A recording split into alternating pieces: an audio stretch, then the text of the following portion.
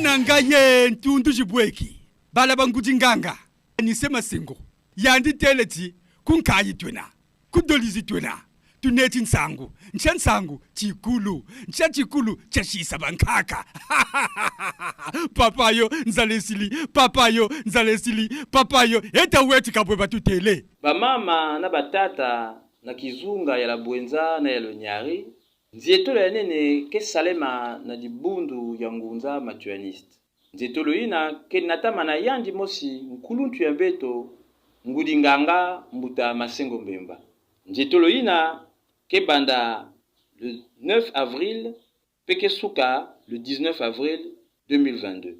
nzietolo ina ke banda na dolizi ngudinganga ke kuma na kimoko nto ya moyo na rond-point Tila le samedi 9 avril yandike katuka na mbanza ya Lubomo Dolizi le 14 avril samu na kukwenda na mbanza ya Nkayi kote yandike kumina na kimoko ya Nkayi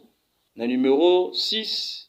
rue de la Libération na manima ya l'hôpital ex-Siko bamama na batata ngudi nganga ke na kuizaka samu na kusolola na beno samu na kutala beno samu na kukaba na mabanza na bamambu ina metadila kimpeve ya beto na kati ya kikulu ya beto samu na kuzabisa beno wapi mutindu kingunza kele wapi mutindu ngunza kesadilaka wapi mutindu ngunza ketambulaka bamama batata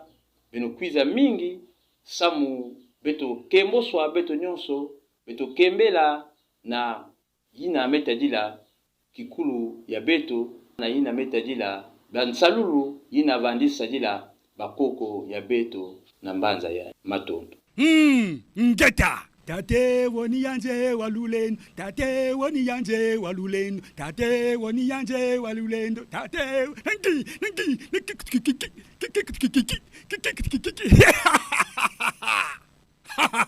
Johnny Jabeto beno bansoni bishinkai bishi dolisi tata ni yanje